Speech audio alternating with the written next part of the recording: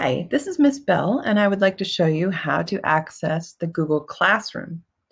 First of all, you need to go to your email because that's where your teacher has sent you the invitation. So if you're looking for your Zimbra email, remember you go here to Parents and Students, and then over to Student Zimbra email. Down here we have some helpful information so that you remember what you put in. Frankly, it's like logging into the Chromebooks. You use your Gedu account, same sort of information. Now, once you click there, that'll take you to the Zimbra client and you would type your information in here. An important thing to notice is that it says student.sd73 up here. If it doesn't say student, you might be at the staff one and it won't work. If you want, you can push the star and that will bookmark the tab and it will show up in your browser bar here, your bookmarks, so that you can always find it easily. Now, I'm not a student, so I'm actually going to go here where I've already logged in. And as we can see, Mrs. Graham has sent me a class invitation to this amazing course, Teachers Rock, Valley View Teachers Rock 101. So I just open it up and now I can join. There are a couple of things that are going to happen here. One is it's not going to work. Class not found.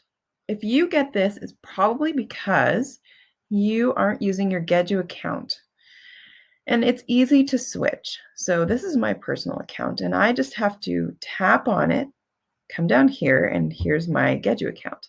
Once it's in there, it'll say, okay, now you can log in. You have to use your Gedu account to log into these. So I'm going to come back here because I need my link again.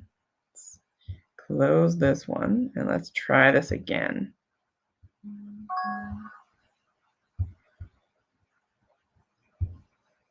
Back to classes.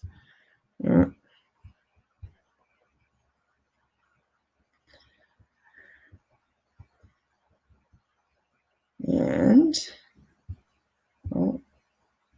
join a class.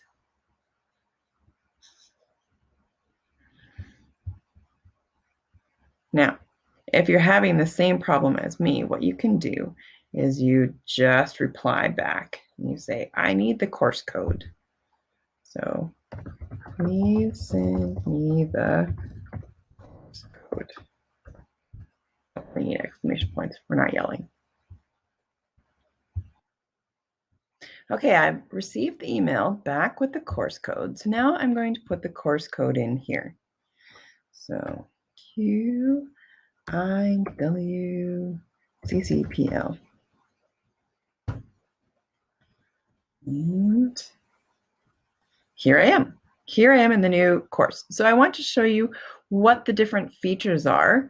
So the stream is where you pop up automatically, and this will show you what the latest assignments or materials are. And so here Mrs. Graham has posted a few things, and the latest is on top, and the furthest back really is at the bottom.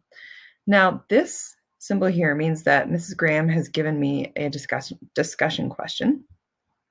This is an assignment, and this is just a material.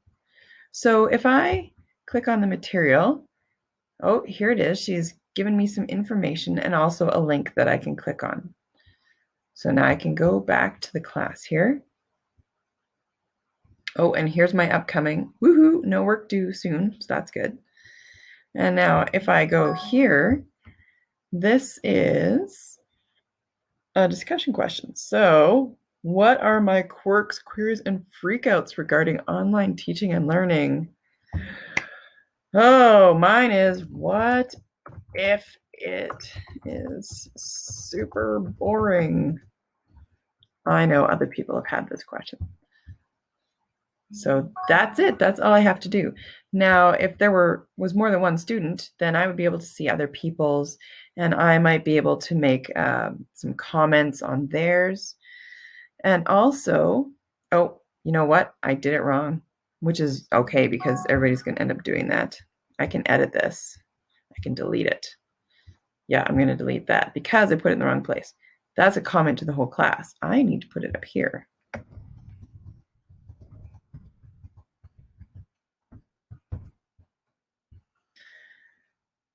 Okay, can't make changes after I submit. Sometimes you can. So now I want to see my classmates' answers. And I can reply. That's how I can answer their questions.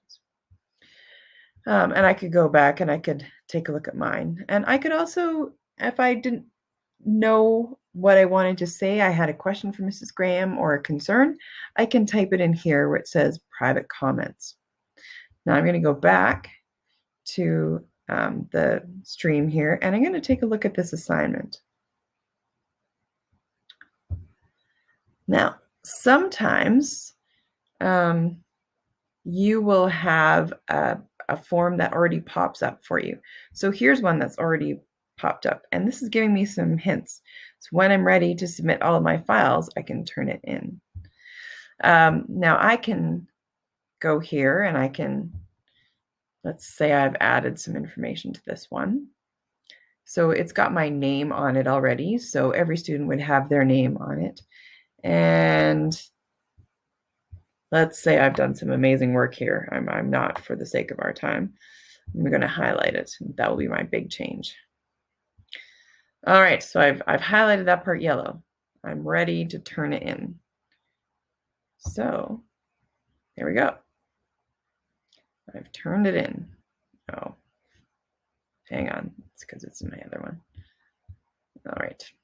So you can hit it from there unless you're having problems like I am. I can also add some other files. So I could go to my Google Drive. And maybe I want to upload. Oh, I'm going to upload this. Maybe that's a file I want. I could also add a link. So here's a link. Maybe I'm going to add a link to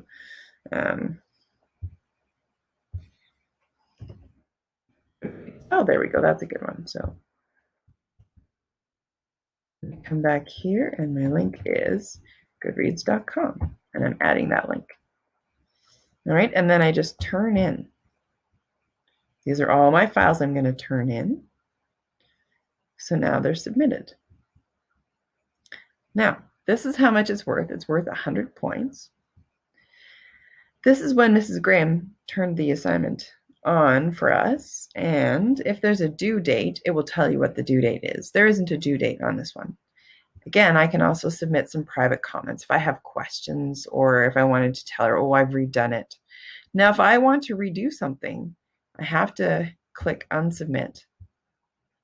Then I can change it, and then I can turn it back in again.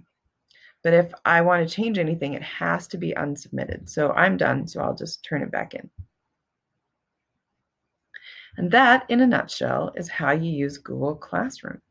If you have any questions, please don't hesitate to ask Mrs. Graham or myself or your teacher. Thank you.